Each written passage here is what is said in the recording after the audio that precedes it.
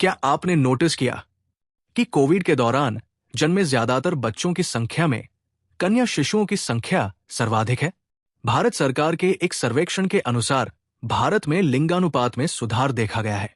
2015 से 16 में ये 919 था, जो 2019 से 21 में बढ़कर 929 हो गया। आयरलैंड के रिसर्च गेट पर प्रकाशित एक रिपोर्ट के अनुसार लॉकडाउन के 9 महीने बाद में लिंगानुपात में भारी गिरावट देखी गई, जिसका अर्थ था कि लड़कों की तुलना में लड़कियों का जन्म प्रतिशत अधिक था। जापान के वाइटल स्टैटिस्टिक्स में भी देखा गया कि महामारी की घोषणा के 9 महीने बाद पुरुष जन्म दर में कमी आई थी। मनुष्य में बच्चे का लिंग पिता के शुक्राणु से निर्धारित होता है, एक्स शुक्राणु यानी लड़की या वाई शुक्राणु यानी लड़का। वैज्ञानिक शोधों के अनुसार वाई क्रोमोसोम वाला पुरुष भ्रूण जैविक रूप से एक्स क्रोमोसोम वाले महिला भ्रूण की तुलना में अधिक नाजुक होता है। जब एक मां अत्यधिक मानसिक या शारीरिक तनाव से गुजरती है, जैसे अकाल, युद्ध या आर्थिक मंदी, तो उसके शरीर में कोर्टिसोल जैसे स्ट्रेस हार्मोन बढ़ जाते हैं। पुरुष भ्रूण को विकसित होने के लिए अधिक ऊर्जा और स्थिर वातावरण की आवश्यकता होती है। तनावपूर्ण स्थिति में शरीर पुरुष भ्रूण को गर्भपात के प्रति अधिक संवेदनशील बना देता है। बायोलॉजी के अनुसार कठिन परिस्थितियों में प्रकृति महिला भ्रूण को प्राथमिकता देती है, क्योंकि वे जीवित रहने में अधिक सक्षम और लचीली होती है।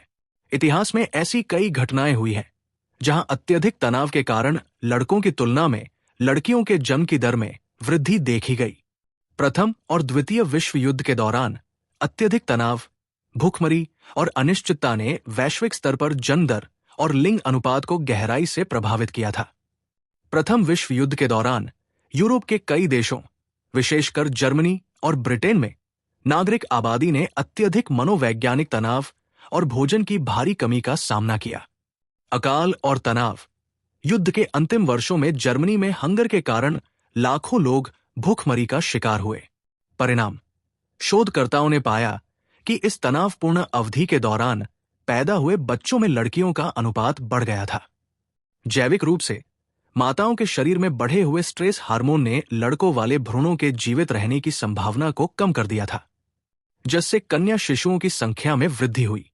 द्वितीय विश्व युद्ध मानव इतिहास का सबसे तनावपूर्ण काल माना जाता है। इस दौरान डच हंगर विंटर का उदाहरण विज्ञान में सबसे प्रसिद्ध है। बर्लिन की दीवार का गिरना। जब 1989 में बर्लिन की दीवार गिरी, तो पूर्वी जर्मनी के लोगों ने भारी सामाजिक और आर्थिक अनिश्चितता का सामना किया।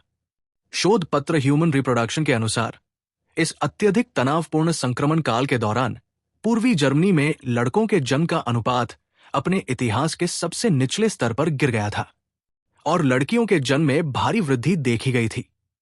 अमेरिका में 9/11 के आतंकी हमलों के बाद के महीनों में शोधकर्ताओं ने पाया कि अमेरिका में पुरुष से महिला जन्म अनुपात में एक बड़ी गिरावट आई। मनोवैज्ञानिक तनाव के कारण पुरुष भ्रूण के नुकसान की दर बढ़ गई थी, जिसके परिणाम स्वरूप उन महीनों में पैदा हुए बच्चों में लड़कियों का प्रतिशत अधिक था। चीन में जब भयंकर अकाल पड़ा और भूखमरी चरम पर थी, तब वहां लिंग अनुपात में बड़ा बदलाव आया।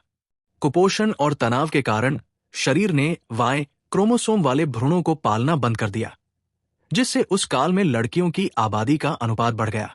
दिलचस्प बात यह है कि युद्ध खत्म होने के ठीक बाद यह पैटर्न बदल जाता है। इसे विज्ञान में रिटर्निंग सोल्जर इफेक्ट कहा जाता है। शांति का प्रभाव। जैसे ही युद्ध समाप्त होता है और तनाव कम होता है, परिवारों में फिर से खुशहाली आती है। आंकड़ों के अनुसार विश्व युद्धों के ठीक बाद वाले वर्षों में लड़कों के जन्म की दर में अचानक बढ़ोतरी देखी गई।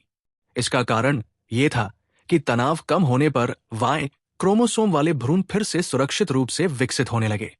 इन युद्धों ने यह साबित किया कि युद्ध के दौरान लड़कियों के जन्म का प्रतिशत बढ़ता है, युद्ध के बाद लड़कों के जन्म का प्रतिशत फिर से सामान्य या अधिक हो जाता है। विज्ञान ये मानता है कि पुरुष भ्रूण बाहरी तनाव को झेलने में कम सक्षम होते हैं।